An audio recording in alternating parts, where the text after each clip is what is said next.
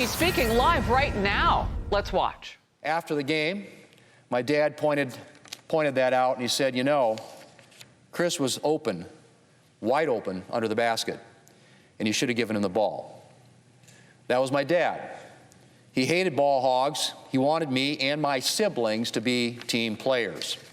He always believed that if there was somebody else who had a better shot than you did, that you got him the ball. And that's my goal as leader, to pass the ball to the best positioned player, to empower everybody on the team. We have a lot of brilliant people in the Republican conference, brimming with ideas and knowledge. And it will be my job to make sure that they have the chance to use those ideas and that knowledge to strengthen our country and to make life better for the American people. That's what I focused on as chairman of the Senate Commerce Committee. It's what I focused on as whip, and it's what I plan to do as leader. The leader's office will be a resource, not a roadblock for members seeking to achieve their legislative goals. And that starts with empowering committees, which will in turn ensure that individual members at all levels of seniority have a real voice in the legislation that we consider. As whip, I've consistently advocated for our members' amendments, resulting in over 100 amendment votes this Congress. In the majority, we can do better, and I will continue my commitment to amendments as leader. The committee process is key to developing strong legislation, but all members of the Senate, and not just the members of a particular committee, should have a voice in final legislation through amendments on the floor. Members should assume that amendment votes will be the norm. That will mean taking tough votes at times. But that, folks, is part of our jobs. Members should also expect a return to regular order in the Senate next year. I will devote serious time in the summer to floor consideration of appropriations bills so that we don't constantly wind up with an end-of-the-year pileup and problematic continuing resolutions. All right, we're going to pull back from there just a little bit. What he is saying is so critically responsive to what voters have been saying, and I want to put a fine point on that. Yeah, everything waits till the last of the year, and then they don't get everything done, and it just keeps getting pushed like a can down the road.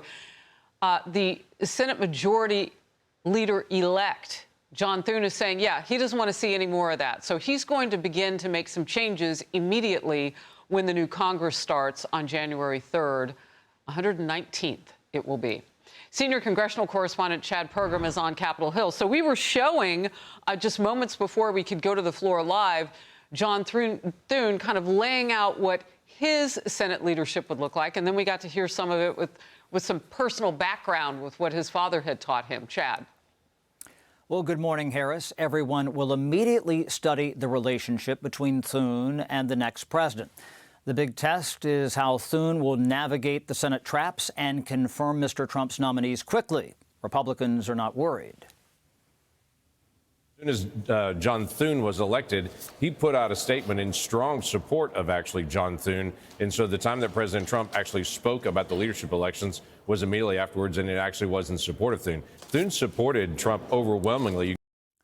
Republicans are looking to see how Thune and President-elect Trump work together. There was a strained relationship between Mr. Trump and outgoing Senate Minority Leader Mitch McConnell. Thune was once critical of the former president, but worked to patch things up. Thune is also getting high marks from Democrats. I've served with Senator Thune in this chamber for many years, and I'm glad to say we found common ground on a number of different issues. We've gotten along well and worked together in the past. I look forward to finding ways to work together in the future. Republicans secured the House majority overnight, and it looks like House Speaker Mike Johnson will hold the gavel in January, despite grousing from arch conservatives.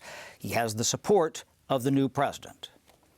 He came and visited with the House Republican Conference, as you saw, and he gave a ringing endorsement of me and our leadership team, and that was very helpful. The unity aspect of this is very important because we have to work together. I did call Leader Thune today and congratulate him on his victory. But House Republicans will again have a narrow majority. That caused headaches for Republicans over the past 2 years. And it's risky for the House GOP to have too many vacancies considering their tenuous hold on power. Harris? Yeah, just curious, what is being said behind the scenes about that? I mean, that the president-elect wants to choose who he thinks is best to really shake things up. That was part of his promise to voters. We are looking at a situation where people said in large numbers they don't want what's there now. They want something different. So he may have to tap some members of the House to get that done.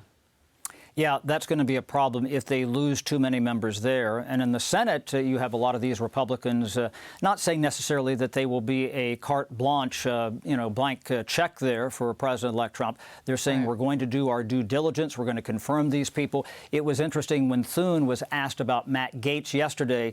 He deferred, and he said that's a question for the chairman of the Judiciary Committee. All right, Chad Pergram, thank you. Hey everyone, I'm Emily Campagno. Catch me and my co-hosts Harris Faulkner and Kaylee McEnany on Outnumbered every weekday at 12 p.m. Eastern, or set your DVR. Also, don't forget to subscribe to the Fox News YouTube page for daily highlights.